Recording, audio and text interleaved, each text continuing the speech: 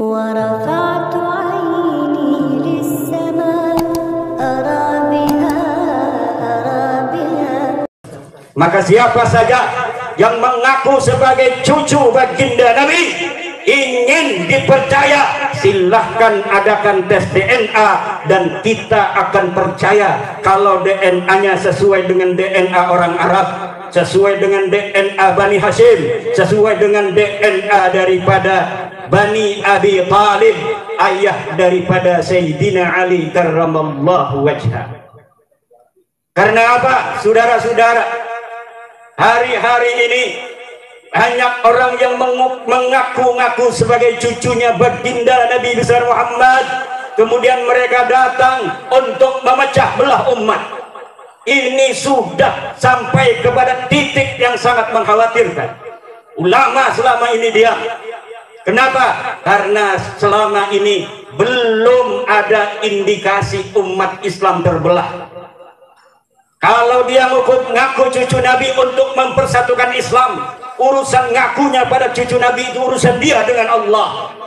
Tetapi mempersatukannya itu ada nilai manfaatnya. Kalau dia ngaku cucu Nabi, mengajak orang-orang tiga raksa untuk sholat 5 waktu, mengajak umat Islam untuk berpuasa, mengaku cucu Nabi untuk mendekatkan diri kepada Allah, mengajak umat Islam untuk mendekatkan diri kepada Allah, itu tidak ada bahayanya, kita biarkan. Tapi kalau dia mengaku cucu baginda Nabi, kemudian datang untuk memecah belah umat Islam, maka kita akan uji sampai mana kebenaran bahwa dia cucu Nabi, baik secara ilmu nasab, secara silsilah dari kitab-kitab abad ke-5, abad ke-6, abad ke-7, abad ke-8, abad ke-9 Hijriah, kita jadikan pedoman untuk mengukur keabsahan daripada nasab seseorang yang mengaku sebagai cucunya baginda Nabi. Kalau secara silsilah dari kitab-kitab yang terpercaya, dia terkonfirmasi sebagai cucu baginda Nabi, baru kita percaya dia sebagai cucu baginda Nabi. Apalagi kalau berani tes DNA seperti keturunan daripada Syekh Abdul Qadir Al-Jilani. Tapi kalau orang yang sudah tidak terkonfirmasi sebagai cucunya baginda Nabi, kemudian datang ke umat Islam untuk memecah belah umat Islam, dia mengaku-ngaku cucu Nabi di hadapan publik, ini punya konsekuensi besar terhadap agama Nabi besar Muhammad sallallahu alaihi wasallam. Apalagi dia menjadikan umat Nabi Muhammad dijadikan sebagai budak, bukan diangkat derajatnya, tapi dijadikan sebagai budak-budak manusia, diajak demo yang tidak ada manfaatnya, bukan demi agama, bukan demi Rasulullah, bukan demi apapun yang bermanfaat bagi yang diajak, tetapi hanya demi namanya semata. Maka ini memanfaatkan umat Islam untuk kepentingan pribadi. Para ulama tidak boleh diam lagi. Para ulama harus menyelamatkan umat Muhammad sallallahu alaihi wasallam yang telah diperdekakan oleh Muhammad sallallahu alaihi wasallam. Ulama sebagai pewaris memiliki tanggung jawab untuk menjaga umat Islam ini dari perbudakan manusia. Kalau dia mengaku cucu Nabi di hadapan publik untuk memecah belah, boleh bagi siapa yang mendengarnya untuk datang ke polisi untuk melaporkan dia melakukan kebohongan publik, biar diuji di pengadilan apa betul dia sebagai cucu baginda Nabi besar Muhammad sallallahu alaihi wasallam. Tapi kalau dia hanya mengaku cucu Nabi, mengajak orang untuk sholat, mengajak orang untuk puasa, mengajak orang untuk bersatu, mengajak orang untuk memuliakan ulama, maka kita biarkan. Tapi kalau indikasinya sudah mau memecah umat Islam, apalagi memecah belah antar suku, memecah belah bangsa Indonesia yang dari Sabang sampai Merauke sudah 70 tahun merdeka, di dalam suka dan duka kita bisa membawa Indonesia sampai hari ini. Tidak ada perang saudara, kalaupun ada kecil sekali frekuensinya.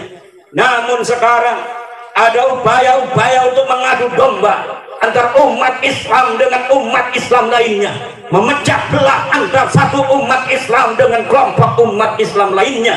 Ini tidak boleh dibiarkan oleh para ulama, tidak boleh dibiarkan oleh para santri. Para ulama harus ngomong, para ulama harus bersuara untuk menjaga iman, menjaga persatuan umat Islam Indonesia yang kita cintai, yang bagi seluruh para santri Nahdlatul Ulama mempunyai tanggung jawab besar untuk menjaganya, seperti apa yang diamanahkan oleh Mbah Hasyim Asy'ari, yang diamanahkan oleh ulama-ulama Nahdlatul Ulama, bahwa NKRI ini adalah warisan yang harus dijaga, tidak boleh dipecah belah lagi, tidak boleh ada upaya untuk memecah belah antar umat Islam, tidak boleh ada upaya untuk menjauhkan para kaum muslimin dari ulama.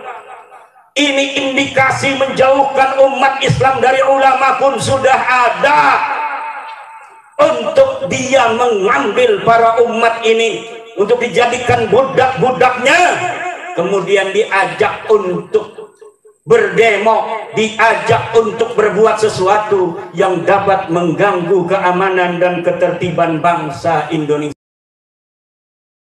Tapi Anda tidak akan bisa meruntuhkan kebenaran dari Allah, nggak akan bisa. Silahkan mereka yang sudah melakukan DNA, coba suruh minta ke Nagotoh yang ada di dunia ini, bisa diisbat nasab dengan DNA nya dia?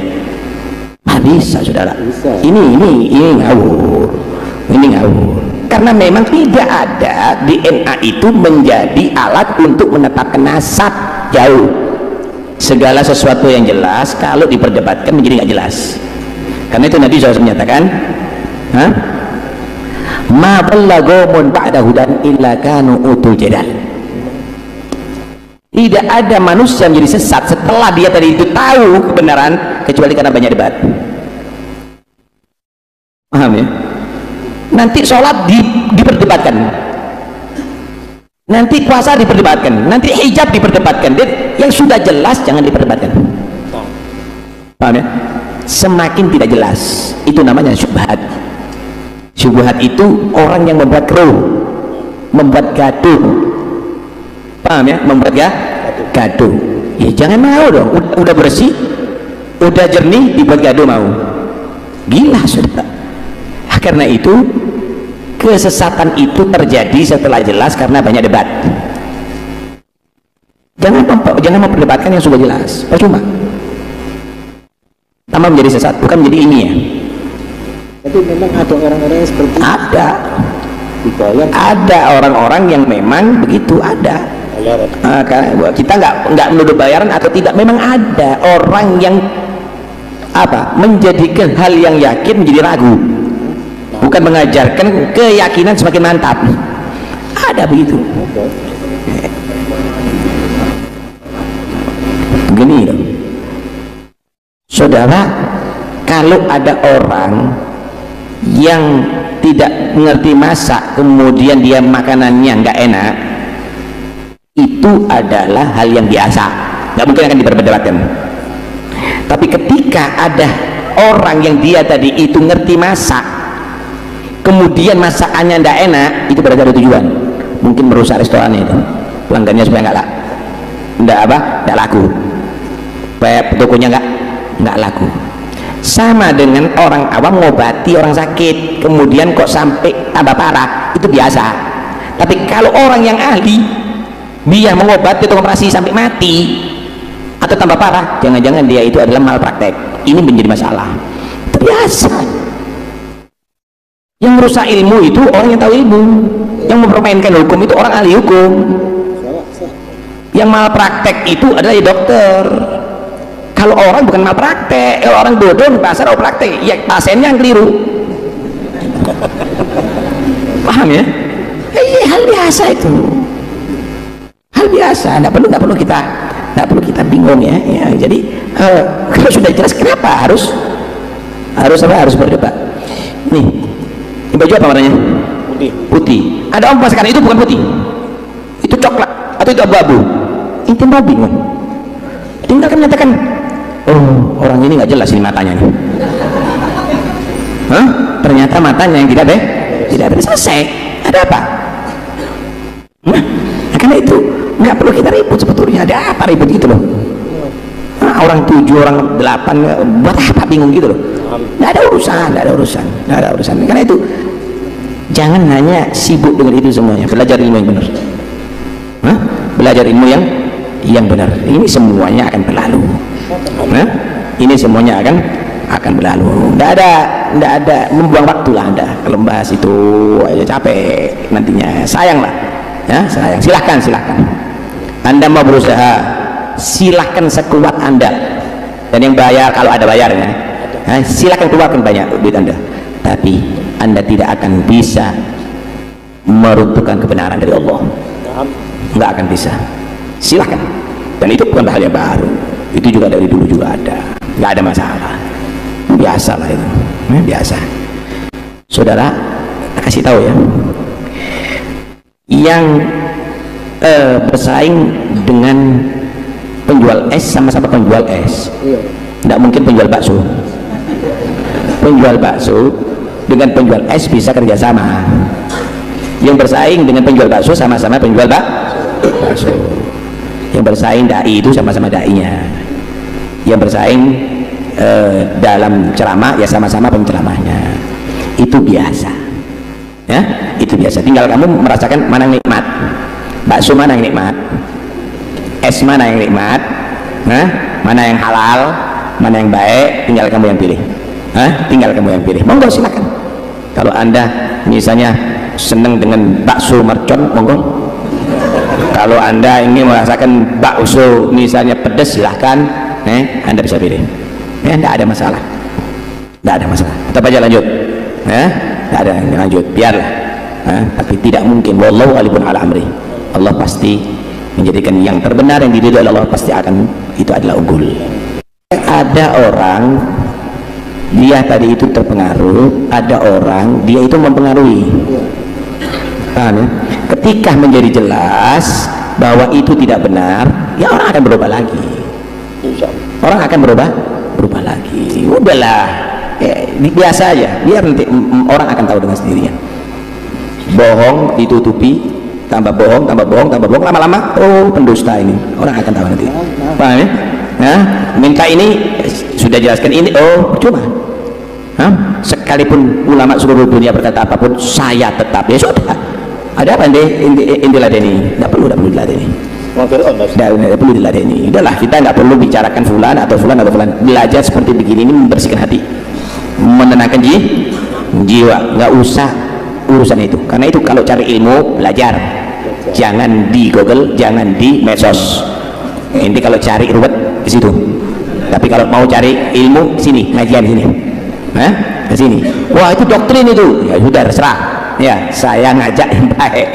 Ya, itu mau berkatakan doktrin atau apa, ya. Oh, nanti kamu akan menjadi budak-budak. Kita semuanya budak Allah. Ya. Nah, kita nggak perlu gitu ya. Jongos, silahkan Anda akan berkomentar. Nggak ada. Ya, kita akan menjadi umat Muhammad yang bersatu karena Allah. Berpisah juga karena Allah.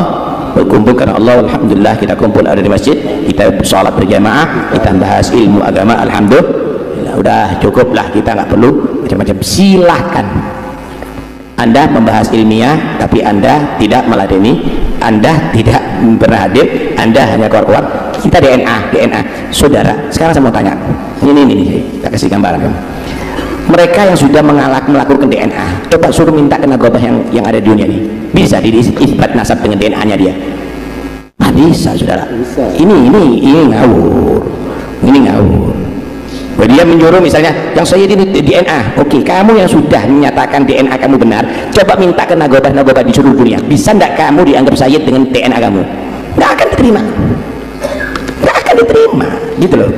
Kenapa? Karena memang tidak ada DNA itu menjadi alat untuk menetapkan